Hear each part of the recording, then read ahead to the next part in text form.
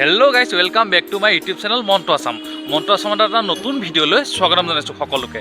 আজি মই আহিছোঁ নগাঁৱৰ কেইটামান বিশেষ পূজাস্থলীত, য'ত সাজ সজ্জাৰে সজ্জিত কৰি ৰাখিছে আৰু পূজাস্থলীকেইটাত কেনেকুৱা ধৰণৰ কি সজাইছে আৰু নগাঁৱত ক'ত ক'ত কি স্পেচিয়েল পূজা হ'বলৈ গৈ আছে সকলো কথা দেখুৱাম আপোনালোকক। সকলো চাই থাকক আৰু ভিডিঅ'টোৰ যোগেদি আপোনালোকে আহি পেলাই নগাঁৱত ক'ত ক'ত কি স্পেচিয়েল পূজা হ'ব চাব পাৰিব। আৰু ব'লকচোন এটা পানীগাঁও চাৰিআলি আইটিআইত এটা ধুনীয়াকৈ সজাইছে ৰাম মন্দিৰ, আৰু ৰাম মন্দিৰটো কেনেকৈ সজাইছে ব'লকচোন উপভোগ কৰোঁ। এতিয়া ৰাম মন্দিৰ অযোধ্যাত নাই, এতিয়া ৰাম মন্দিৰ হৈছে নগাঁৱত, আৰু নগাঁও আইটিআই পানীগাঁও চাৰিআলিতে এটা ৰাম মন্দিৰ বনাইছে। আপুনি ভিতৰলৈ যাওঁ ব'লকচোন, কেনেকৈ কি বনাইছে চাওঁগৈ। ভিতৰলৈ সোমাই যাতে দুটা পথ দেখা হ'ব, এটা পুৰুষ আৰু এটা মহিলাসকলৰ বাবে। যদিও আজি ষষ্ঠী, এই মন্দিৰভাগ কিন্তু সম্পূৰ্ণকৈ হৈ উঠা নাই। অন্য ভক্তবোৰতকৈ মই অলপ সোনকালে প্ৰৱেশ কৰিলোঁ নেকি, তথাপিও এখোজ দুখোজকৈ আগবাঢ়ি সোমাই গ'লোঁ। আৰু ৰাম মন্দিৰৰ ভিতৰভাগ এনেকৈ সজাই ৰখা হৈছে, য'ত দেখিছে আপোনাৰ বহুত ধৰণৰ বলিবধ, ভক্ত হনুমানৰ সৈতে শ্ৰীৰামচন্দ্ৰ মিলন, তৰকাসুৰ বধ, এইবিলাক চব মহাভাৰতৰ কিছুমান কথা, মেঘনাদ বধ, কুম্ভকৰ্ণ বধ, ৰাৱণ বধ, সকলোবোৰ দেখুওৱা হৈছে। আৰু মাক আজি যিহেতু ষষ্ঠী আৰু মই ৰাতিপুৱাই আহিছোঁ, সেইবাবে মাক ঢাকি থৈছে, আজি সন্ধিয়া মুকলি হ'ব। ইয়াৰ পৰা ওলাই প্ৰায় 2 কিলোমিটাৰমান আহি এখন আকৰ্ষণীয় পূজা মণ্ডপ আপোনালোকক দেখুৱাবলৈ গৈ আছোঁ। নগাঁৱৰবাসীৰ বাবে তেনেই চিনাকি পূজা মণ্ডপখন। চাওকচোন মইনো কোনখন পূজা মণ্ডপৰ কথা আপোনালোকক কৈছোঁ, ব'লক পূজা মণ্ডপ বিহলৈ। আৰু মই এতিয়া পালোহি বেংগলী পূজাবাৰী, আৰু খুব সুন্দৰভাৱে ডেক'ৰেশ্যন কৰি সজাই ৰাখিছে পূজা মণ্ডপভাগ।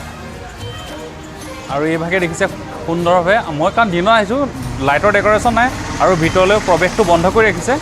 আৰু ৰাতি আহি আপোনালোকক দেখুৱাম, এই সুন্দৰভাৱে সজাইছে। আপোনালোকে এইখন পূজাবাৰীলৈ আহিব পাৰে, পানীগাঁও চাৰিআলিৰ পৰা অকণ সোমাই আহিলে পাব বেংগলী পূজা। মই শুনামতে বেংগলী পূজা মণ্ডপভাগ বোলে কলিকতাৰ পৰা মানুহ আনি প্ৰস্তুত কৰা হৈছে। ইয়াত খেৰ আৰু অন্য বস্তু মিলাই চৰাই চিৰিকটি নিৰ্মাণ কৰা দেখা গৈছে।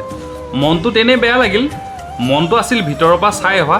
একো নাই, সন্ধিয়া যিহেতু আহিমেই, নগাঁওবাসীৰ বাবে এটা আকৰ্ষণীয় পূজা মণ্ডপ, নগাঁওবাসীটো নিশ্চয় আহিবই চাগে। নগাঁও টাউনৰ মাজৰে, আৰু যদি আপুনি হবৰগাঁও ছাইডে আহে তেনেহ'লে দেখিবলৈ পাব এইবাৰ ইণ্ডিয়াই ছাকচেছ হোৱা, চন্দ্ৰলৈ পঠিয়াই ছাকচেছ হোৱা চন্দ্ৰযান 3খন এটা সুন্দৰভাৱে এটা পূজা মণ্ডপত দেখুওৱা হৈছে। নগাঁও মাজমজিয়াৰ পৰা প্ৰায় 5 কিলোমিটাৰ আহিলেই আপোনালোকে দেখা পাব হবৰগাঁও টাউন।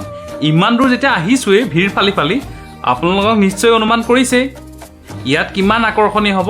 ৰ'বই নৈ পুৱাই আহিলোঁ, আহিয়েই দেখিলোঁ এইবাৰ নগাঁৱত এখন বহুত ব্যতিক্ৰমী পূজা মণ্ডপ দেখিবলৈ হ'ব, যিখন জেনেৰেলি পূজা মণ্ডপবোৰ পেণ্ডেলবোৰ পইচাৰে বনোৱা হয়, কিন্তু এইবাৰ পূজা মণ্ডপখন অনলি খুচুৰা পইচাৰে সজাই পৰা ৰাখিছে। আৰু বিভিন্ন ধৰণৰ কইনছেৰে, যে 1 টকীয়া 2 টকীয়া 10 টকীয়া কইনছেৰে পূজা মণ্ডপভাগ সজাইছে। আৰু পূজা মণ্ডপৰ ভিতৰলৈ যাম, আৰু যিহেতু ব্যতিক্ৰমী, বহুত ব্যতিক্ৰমী নগাঁৱৰ এইবাৰ ব্যতিক্ৰমী পূজা মণ্ডপ। এয়া চাওকচোন, মই ভিতৰলৈ আহি দেখাই দিছোঁ আপোনালোকক কইনছ টেম্পল। ইয়াত সকলোবোৰ খুচুৰা পইচা দি প্ৰস্তুত কৰিছে। ওপৰৰ ভাগ দেখিছে নহয়, ইয়াত 10 টকীয়া কইনছ, আৰু তলৰ ভাগ 1 টকীয়া 2 টকীয়া কইনছ।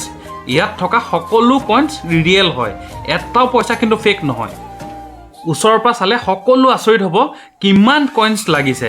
ইয়াৰ পৰা ওপৰৰ পৰা তললৈ আপোনালোকে চাওকচোন কিমান কইনছ লাগিছে, গণনা কৰিবই নোৱাৰিব। আহকচোন কমিটিৰ মুখৰ পৰাই কিমান কইনছ লাগিছে তাৰ বিষয়ে জানো। এই মানে পূজা মণ্ডপ বনাবলৈ মানে কিমান মান খৰচ হৈছে? না, এই কইনছটো 11,24,000 টাকা। 11,24,000 টকা কইনছ। ইমানখিনি কালেকশ্যন ক'ৰ পৰা কৰিলে মানে? মানে আমি আগতীয়াকৈ ষ্টেট বেংকক জনাইছিলোঁ। আমি যেতিয়া মনস্থ কৰিছোঁ যে কইন টেম্পল বনাম, ৰিকুৱেষ্ট কৰিছিলোঁ, তেওঁলোক আশ্বাসন দিছিলে যে আমি ৰিজাৰ্ভ বেংকৰ পৰা ইমান কইনছ এভেইলেবল কৰি দিম, আৰু তেওঁলোক কথাটো ৰাখিলে, এভেইলেবল কৰি দিলে, আমি তাৰ পৰা লৈ ইমান এটা ব্যতিক্ৰমী চিন্তাধাৰা কেনেকৈ আহিল আপোনালোকৰ মাজলৈ? মানে আমাৰ প্ৰত্যেক বছৰে আমি এটা ব্যতিক্ৰমী কৰোঁ। প্ৰায় 31 বছৰীয়া পূজাভাগ সঁচাকৈ অৱৰ্ণনীয়। নগাঁওবাসীকে কৈছোঁ আপোনালোকে আহক আৰু এই ব্যতিক্ৰমী পূজাভাগ সুন্দৰভাৱে চাওক। আৰু 2খনমান পূজাত সোমাই আজিলৈ ভিডিঅ'টো ইমানটা সমাপ্ত কৰিলোঁ। আকৌ এটা নেক্সট ব্লগত লগ পাম, আপোনালোকে আহি পূজা উপভোগ কৰক। আজিলৈ বাই বাই।